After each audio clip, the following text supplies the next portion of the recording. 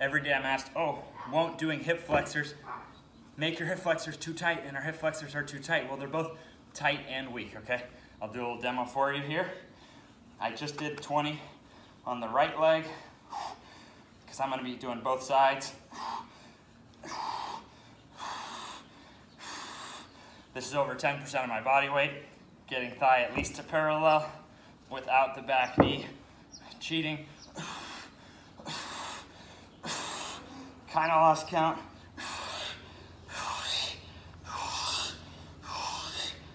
Feels like about 20. So just did that.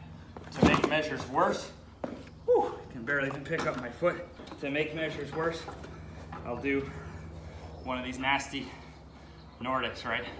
Because I'm also asked on this one, oh, won't that tighten up the hamstring? So ready, my thigh is gonna cover. All right, so we got that out of the way.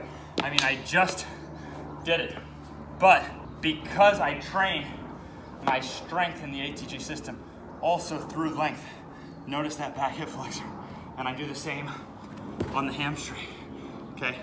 Splits, and other side, okay? Length, see the lengthening going on in there, okay? Boom. That's the quick answer. I'm able to maintain excellent length and strength. This seems to be the miracle at preventing injury, is when they've used these crazy expensive machines to analyze the length of a muscle, not the flexibility, but the length. So at this stage, I don't even stretch. I just get strong, but I get strong in every nook and cranny, and I get strong in the stretched position and the flexed position.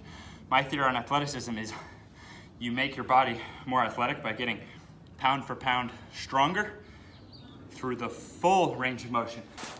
So this would be the most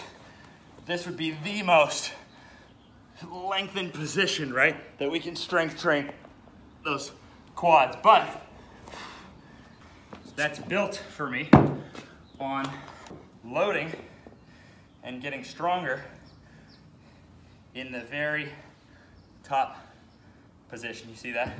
So you know how many people tell me, oh man, I wish I had your ankle mobility, but they're never loading, they're never getting stronger in that range, so the body tightens back up. Not to mention, they're missing entire parts of the body, such as the ankle flexion. So anyone can completely transform athleticism. Naturally, I couldn't even grab the rim. Literally, I don't know if he could touch the rim with his fingertips with no basketball or anything else. Now I'm dunking all 4 plants. By transforming your strength relative to your weight through the entire range of motion, according to gravity, right? So I never even once I could dunk, until I started loading my tibialis, my shin splints were too bad. I couldn't dunk off 1 foot. I was naturally a 2-foot jumper. So there you go. And that is the trick. And one more I'll throw in is, we use this the other way, because you're probably thinking, well, how do you get the most stretched position behind the knee? So the slant board becomes really key. The more you've played sports, probably the tighter those calves are. So we load through with the slant board. So we get stronger in these, but we never work through pain. No study in history shows that it's good to be weak. It's never an advantage to be weak in any area. And even some of the strongest guys, they're only getting hurt because of their own strength and how far. So that's why I showed you the split on both sides. Miracle number 1 for injury prevention is the strength through the full range. But miracle number 2 is the balance between sides. Both of those are so common sense because that's how our body was designed. So injuries are not natural. Pains and injuries are not natural. It's different if you're in a contact sport getting hit, but I'm talking about non-contact injuries, chronic pains. Our bodies were not designed this way. Our bodies were designed correctly. So all we have to do is look at where did we deviate. So ATG is a system of correcting all those deviations on a gradient scale without ever working through pain. So you can evolve to creating length. I mean, this thing on the knee, say on the left side, you know, I say it in almost every video, but it's a perfect example, is that my left knee with, like, so right through here, I have partially artificial kneecap. If you see when I turn my knees, it has this, I have this mass right here. So I thought, even I thought the full bend stuff would never happen for this left knee. And I mean, it couldn't be easier. When I do that, what am I feeling? Quads?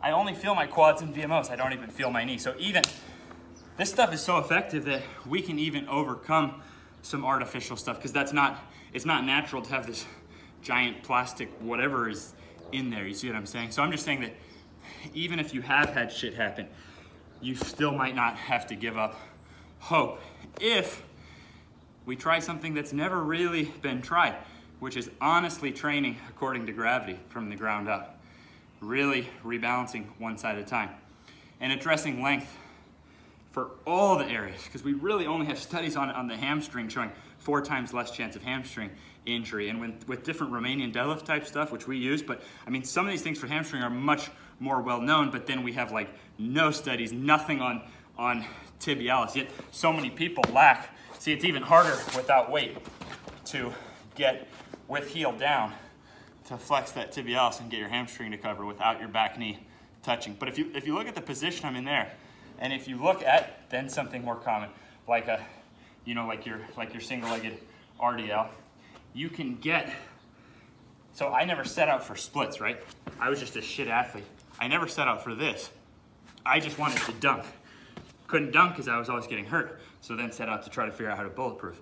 It's a really bulletproof, pound for pound strength through the full range, according to gravity. It's never been done, so you can hate that my story looks different.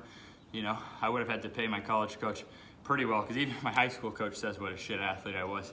And if you've played college sports, you know you can't pay these people. So it doesn't mean I'm able to jump over the moon. Life is still hard. Life is hard, but it doesn't have to be as hard. And honestly, these chronic pains can ruin your life. I was completely depressed. Honestly, I was depressed, going nowhere in life. And it wasn't for lack of work ethic. I only train 30 minutes a day now. I used to spend 30 minutes just foam rolling and stretching to warm up for my workout, to then spend 30 minutes after static stretching. Now I don't do any stretching. I use static stretching in the beginning, but even with this, I like to do it moving and flexing the quads. But even if you just hung here, that is some weight. You see what I mean? So static stretching is great for the foundation. So that's why even in zero, I allow some static stretching. But as soon as we get to dense, there's almost no static stretching left. And by standards, then there is no static stretching. You see what I'm saying? So there you go. I'm gonna shut up now. Have an awesome week.